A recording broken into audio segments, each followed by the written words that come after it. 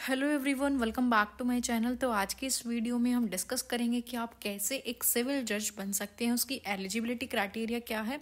ये सारी चीज़ें हम डिस्कस करेंगे अपनी आज के इस वीडियो में। तो चलिए शुरू करते हैं।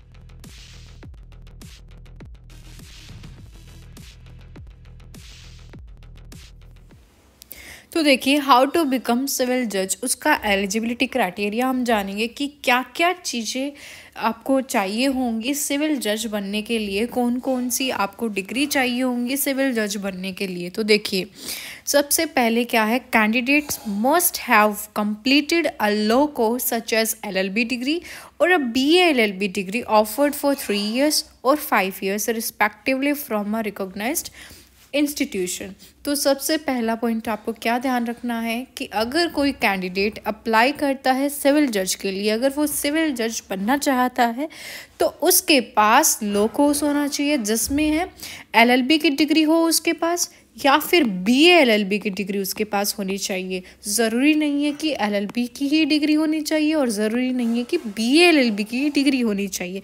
आपके पास दोनों में से अगर कोई भी एक डिग्री है, LLB या फिर BA LLB, तो आप एक सिविल जज बन सकते हैं, जिसे हम 3 years कोर्स कहते हैं BA LLB को, एंड 5 years कोर्स कहते हैं हम 3 years कोर्स कहते हैं LLB को, एंड 5 years कोर्स कहते हैं हम BA LLB को। ठीक है, तो इन दोनों में से आपका कोई भी कोर्स है तो आप एक सिविल जज बन सकते हैं। एंड उसके बाद क्या है, आप पोस्ट ग्रेजुएशन होने चाहिए, मतलब आपके पास क्या है, LLM की डिग्री भी होनी चाहिए।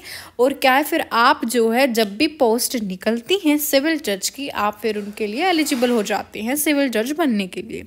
फिर आपको क्या बात ध्यान रखनी है कि candidates need to qualify for the judicial services examination which includes जब आप कोई जुडिशियल सर्विसेज का एग्जामिनेशन देते हो, एग्ज़ाम देते हो, जैसे HGS का एग्ज़ाम हो गया या फिर RGS का, या फिर कोई भी एग्ज़ाम अगर आप जुडिशियल सर्विसेज का एग्ज़ाम देते हो तो उसमें 3 स्टेजेस आती हैं। हमारी 3 स्टेजेस कौन कौन सी होती हैं?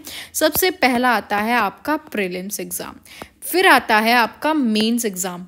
प्रीलिम्स एग्ज़ाम क्या होता है, आपका ऑब्जेक्टिव बेस्ड होता है, एंड जो आपका मेंस एग्ज़ाम होता है गाइस, वो आपका क्वेश्चन बेस्ड होता है, जिसमें आपको प्रॉपर आंसर राइटिंग करनी होती है। आपको एक क्वेश्चन दिया जाता है, क्वेश्चन पेपर दिया जाता है, उसमें आपको जैसे आपके स्कूल में होता है क्वेश्चन दिया जाता है, आपको थ्योरी लिखनी होती है। एंड प्रीलिम्स एग्ज़ाम में क्या होता है, सिर्फ आपको ऑप्शंस पर टिक करना होता है, जिसे MCQ बेस्ड कहते हैं। एंड लास्ट आता है आपका थर्ड स्टेज जो होती है गाइस आपकी, वो होती है इंटरव्यू। जब आप इंटरव्यू में भी क्लियर हो जाते हैं, पास आउट हो जाते हैं, तो आपका जो है फाइनल राउंड होता है इंटरव्यू, फिर आपका सिलेक्शन हो जाता है। फिर आपको क्या होता है, इतना ही नहीं होता कि अगर आपने प्रीलिम्स कंप्लीट कर लिया, मेंस को भी कर लिया, इंटरव्यू भी कर लिया, उसके बाद भी आपका एक प्रोसीजर चलता है जिसमें आपको क्या है, कुछ पीरियड के लिए आपको क्या है, प्रैक्टिस के लिए भेजा जाता है। कोई सीनियर एडवोकेट, सीनियर जजेस के साथ आपको क्या है, प्रैक्टिस करनी होती है, एक्सपीरियंस लेना होता है, जब जाके आपको अपनी जज की कुर्सी पर बैठना होता है। तो ऐसा कुछ प्रोसीजर होता है, सीधा ही नहीं मिलता आपको। प्रीलिम्स एग्जाम कर दिया, मेंस कर दिया, देन इंटरव्यू कर दिया, कुछ उसके बाद भी आपका प्रोसीजर प्रॉपर फॉलो करना होता है।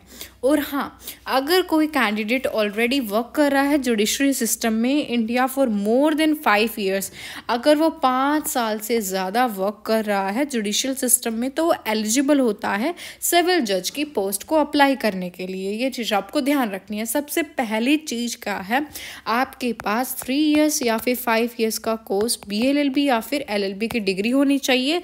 उसके बाद आपको क्या है, प्रॉपर नॉलेज होनी चाहिए, लॉ से रिलेटेड जितने भी सब्जेक्ट्स हैं सभी सब्जेक्ट्स की आपको नॉलेज होनी चाहिए। अगर आप सिविल जज बनना चाहते हैं तो आपको CPC सब्जेक्ट की कुछ ज़्यादा ही नॉलेज होनी चाहिए। ठीक है, एंड फिर आपके पास क्या आता है, आपको क्या है, प्रैक्टिस जो जुडिशियल एग्ज़ामिनेशन देने होते हैं आपको, फिर जुडिशियल सर्विसेज के एग्ज़ाम देने के बाद जब आपका प्रीलिम्स, मेंस एंड इंटरव्यू तीनों स्टेजेस अगर आपकी क्लियर हो जाती हैं, तो आप क्या है, आप जो है एक सिविल जज बन सकते हैं। उसका प्रोसीजर होता है, आपको पहले प्रैक्टिस करने दिया जाता है, देन आपको क्या है, सिविल जज की कुर्सी पर बिठाया जाता है। ठीक है, और फिर आपको क्या है, अगर आप ऑलरेडी किसी जुडिशियल सिस्टम में 5 साल से अगर वर्क कर रहे हैं तो आप ऑलरेडी एलिजिबल हो जाते हो सिविल जज की पोस्ट के लिए। तो ये होता है हमारा एक छोटा सा क्राइटेरिया।